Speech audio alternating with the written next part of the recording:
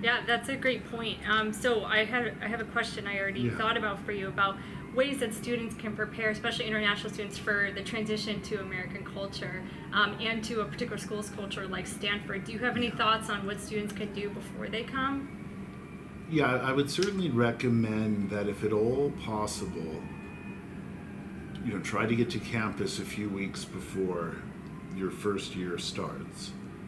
Because, if only the time difference, the food difference, all of these things become very stressful. In a place like Stanford, of course, there are so many Asian and international markets. Students can find food that they're very familiar with.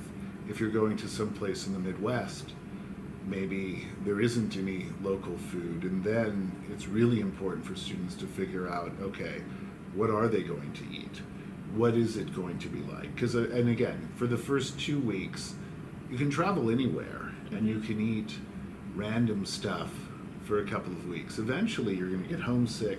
Eventually, you really need to find stuff that's going to work for you. So just making sure that you can find that. If you're used to drinking coffee and you're going to a place that doesn't have coffee, make sure you bring a lot with you. If you're used to drinking tea, the same thing applies. Part of what I tell students is the most stressful things in their lives aren't going to be their studies. They're good students. They know how to study. It's going to be the inability to relax at the end of the day because these small things that they've always depended on their whole lives that they've never noticed, those will suddenly be missing. And it's that stress that then will make it so perhaps they're not sleeping quite right. Now, if you're not sleeping right, your studies become difficult.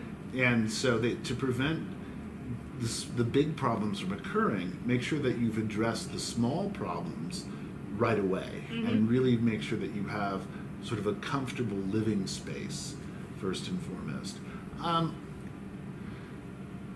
Other things. What about before even when they're applying? Do you think, for example, attending a pre-college program and coming to the U.S. before college is a necessary part of that transition, or do you think they can do other things? I think they can do other things. Though I would recommend, if at all possible, to attend a pre-college program, to travel in the U.S. to get a sense of what it's like, because everybody thinks they know what it's like to be in the U.S. because they've seen television shows and movies since when they were very young, but to actually be there is different. And so whatever they can do to realize that, and in the same way, it's the part of America that they'll be going to.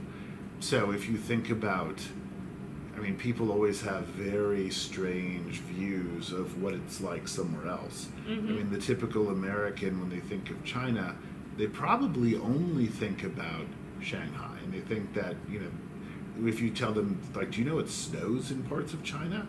They will be surprised. And, someone in China hears that and they think, that's crazy. But, the same things hold in reverse for Chinese preconceptions of what life will be like in America. So coming over here is good. If you can't do that, using websites like Unigo, where you have a lot of peer-to-peer content so that they can go in and they can find other students from China, ideally other students from their hometown who've gone to that institution, try to make connections, see what information is being shared there. There's so much good peer-to-peer information these days that I would recommend highly. And even when you're thinking about where to apply, looking at who do you know, who do the people, look at your social network and see where it leads. And if people are in the U.S. at schools, they should ask what it's like there. One point that I would make to the students, international students, and this is a point that I make to American students all the time, with anything, just about any product anybody ever buys, they go in with a very critical eye and they ask, okay, given who I am, how is this the right product for me? So I like to drive fast cars. Is this the right car for me? Can I drive it fast? I like comfortable couches. Will this couch be comfortable? The only thing, you go to a tailor, you get a suit that's cut to fit you. The only time that people don't act that way is when they're looking at college and they think, I want to go to Harvard. how should I change myself to become the sort of person Harvard will admit? And the answer is, you can't. What you need to do is figure out who you are, and then for each of these schools, you need to ask, given who I am, what can this institution do for me? And you need to treat it the same way, treat the education you will be getting from the school the same way that you would treat any other large purchase. And unless you know that you're going to get value, you should not be thinking about that place. Right. And that's very hard for people to do, but long-term success is going to come from finding an institution that has a good fit and that is going to help get you to the next stage. The other thing too I will encourage people to keep in mind is that most people are not just going to do an undergraduate degree. They're going to go to graduate school as well. You know, people might think, I want to go to Harvard, and then I want to go to Harvard Business School. Very few people go to Harvard College and then Harvard Business School. You really need to sort of think, which one is it that you want to do? And if it's Harvard Business School, then look for a place that's a good fit, because you're much more likely to get into a top business school if you've gone to an undergraduate program that fit you well and you've really been able to do well there. Right. I totally agree with what you said about, you know, students need to figure out how they'll receive benefit from the school. I also would add that students should also see how they can contribute to that school before they go and make that connection. Do you agree? Yeah, absolutely. Because I think that, you know, earlier I was talking about being a consumer, but it's really a community. And so you're going and you want to make sure that the community has something to offer you. But if you have nothing to offer the community, then the first question to ask yourself is, why do you want to be there? And the second question to ask yourself is, why will they want you to be there?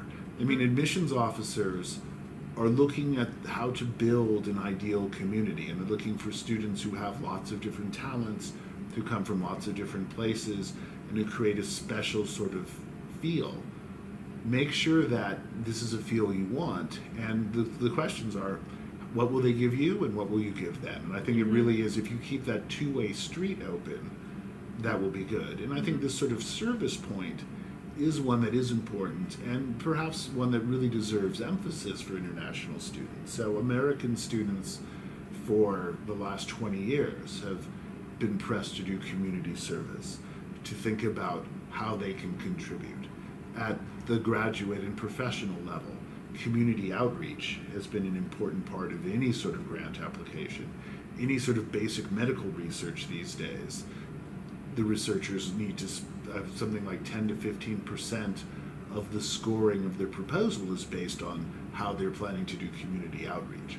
So there is this notion of service that is deeply ingrained in the American educational framework.